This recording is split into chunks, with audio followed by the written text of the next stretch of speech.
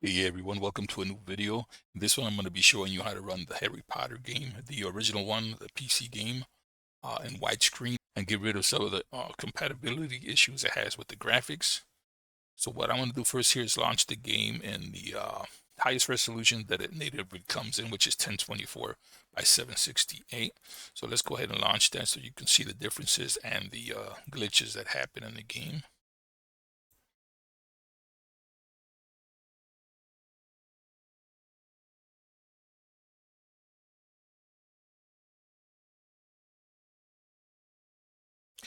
Now with the video instructions here that I give you, you should be able to run the game at up to 4K if your computer is capable of it. But let's just jump in here so you can see what I mean as to how the game looks. So we're going to load this is the beginning of the game. We're going to load that save file.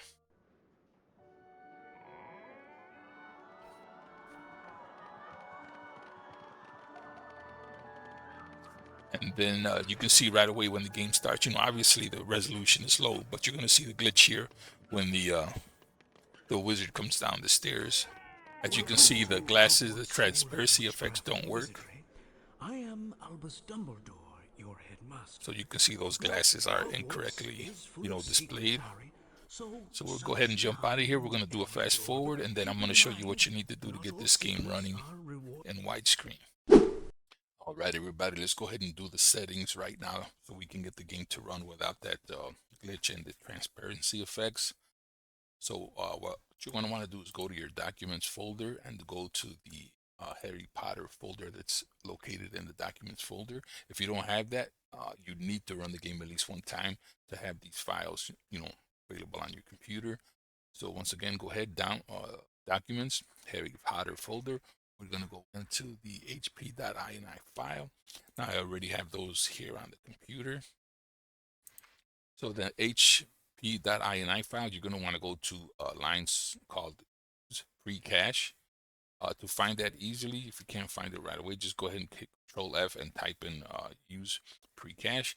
And once you hit find next, it should take you right to that spot. So I've already done it on mine, but you want to make sure you have false on here. If you're getting that glitch effect at the start of the game when the wizard comes down the stairs, and has the glasses look incorrectly, that's because the transparency is not working correctly. So if that's happening to you, you want to make sure you go here and click that setting to false. Now, once you've done that, you should be good to go as far as the graphics showing up correctly. So once you've done that, you can go ahead and click on File, and you're going to want to do, you're going to want to go ahead and save the file. And then you're also going to want to make sure that you click on the file once again, go to Properties, and you're going to set the attributes to read only.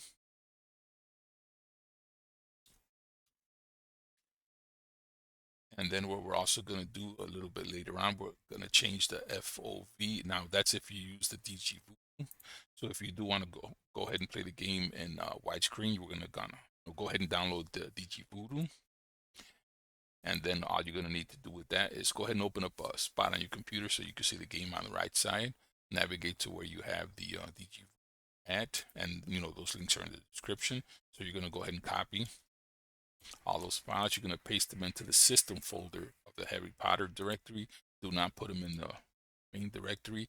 You want to go to system and extract those there. Once you've done that, we're going to go ahead and right click on the DGVoot executable. Make sure you hit compatibility and you want to run that as administrator. We're going to go in there, and what we're going to do is we're going to run this at 1920 by 1080. You can go ahead and make the, whatever choice you want as far as the graphics, if you did want to use the DGVoot. So we're going to go ahead and double click on that. We're going to go to here. If you have a modern computer, go ahead and put that at 12. If you do launch the game and you get like weird coloring where you see white colors where they shouldn't be, make sure you go ahead and click this to 12.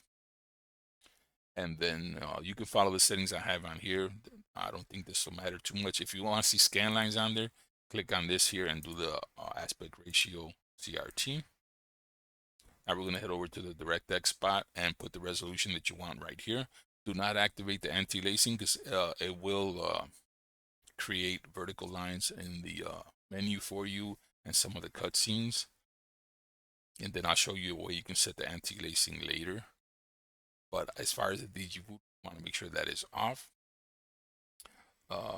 And let's see, force VSync. Now here's an issue. You do not want to run the game at more than 60 frames per second. So if your screen is already not set to 60 by default frames per second, then go back to the general tab. We're going to check on the enumerate refresh rates. Once you've done that, you want to go back to here and you're going to pick the resolution that you want, but you're going to pick the one that says 60. So whatever resolution you want, just make sure that that 60 is at the end. And then you're going to go ahead and hit OK. Once you've done that, that should set the settings for you as far as the the game working for you. So once you've done that, the game should launch for you in widescreen. And then another thing here that I'm going to show you is there are a couple of patches here to make this game more user friendly. If you just play the game default, it's got like a weird movement when you press the left and right keys. He actually turns instead of strafing, which is kind of odd.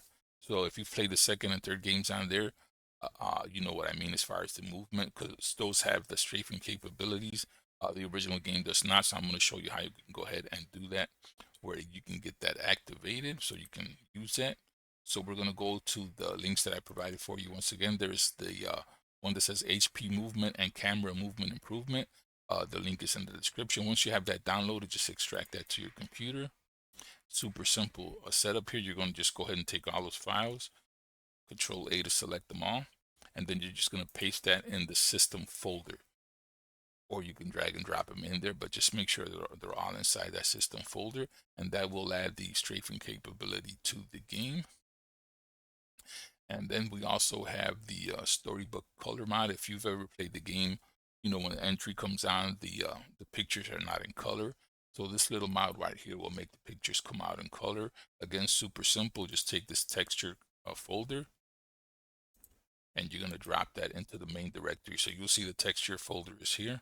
So basically just copy that and paste it, and it's going to overwrite the files in the texture folder, and that'll give you the colored intro. Now, one more issue that you may have when you launch the game, you may have an issue where your like crackling sounds when you're running the game, and you'll notice it specifically when the game starts, the entry where the wizard starts coming down the steps. If you hear crackling on there, it's more than likely due to you may have a computer running a lot of cores on there. So what you want to do is this patch here will run the game with one core, and that should get rid of that crackling sound for you. So in order to create this again, this is also super easy. You're going to right click on an empty spot, you're going to click new text document, and then inside that text document you're going to open it, and you're going to paste in these.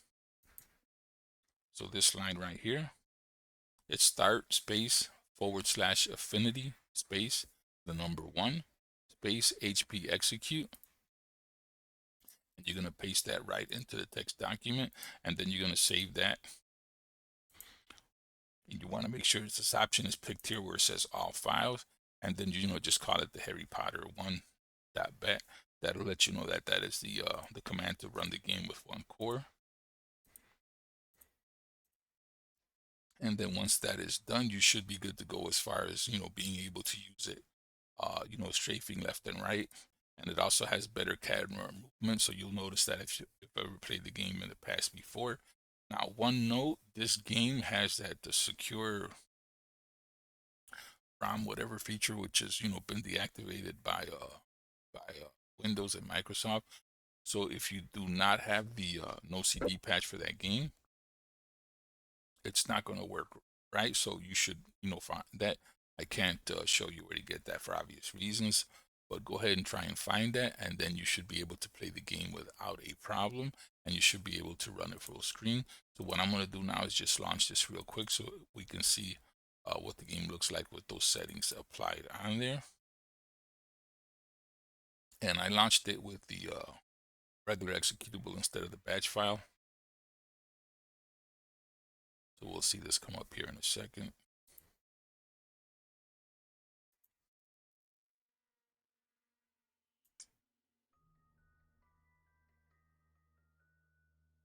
There was nothing about the And I scene did that inside so that you guys could see that to now the suggest that menus do strange and come out in mysterious color. things would soon be happening. The intro does come out in colors now, so that was from the mod we did earlier. So I'm just going to go in here and launch the game from a saved spot so you guys can see that it is now working with the strafing. So we'll end that and start it back up again. And this time I'll go ahead and launch it with the batch file.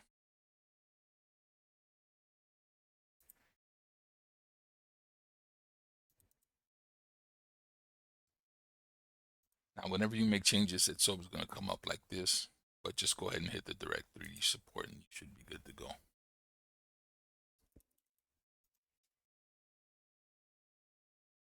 So I'm going to go ahead and jump into a save spot that I have so you guys can see the difference in controls.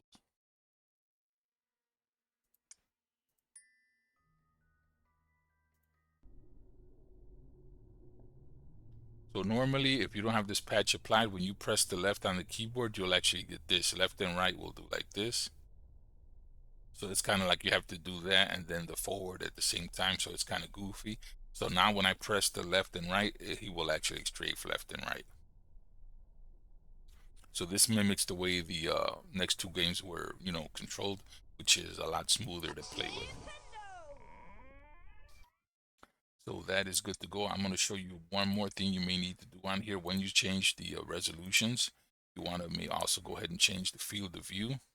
So what you would do is go back into the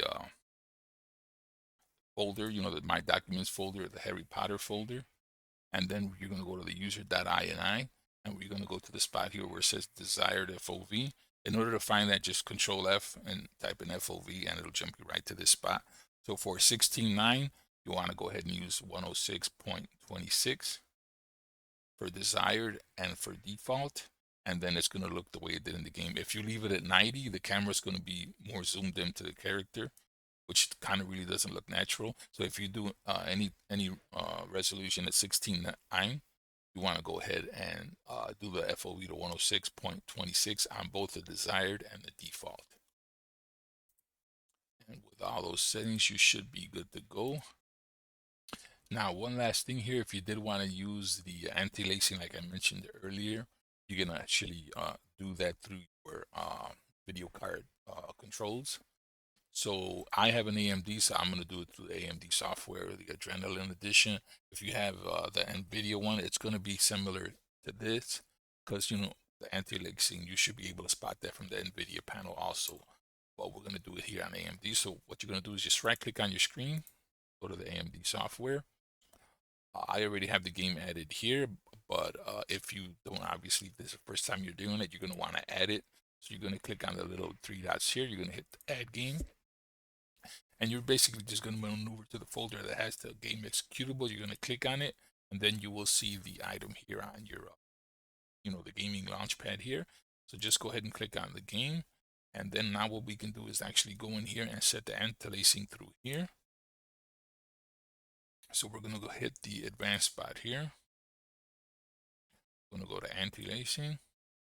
And then we're going to hit override the application. And the highest setting that you can do is, well, at least for me, I don't know if you'll have this one, but always try the highest one that you have. That'll give you the best results. And then super sampling here, this one I have it enabled also, and this one also is enabled, and that's it to 16. So once you've done that, you can go ahead and give the game a shot and look at, see how it looks with those settings. And it should look a bit better than it did earlier. And as you can see now, the anti-lacing is activated and we don't have those horizontal and vertical lines on the menu.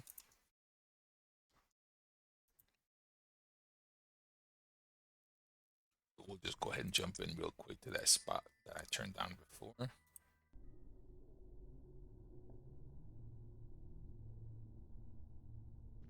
And as you can see, it does look a bit sharper now.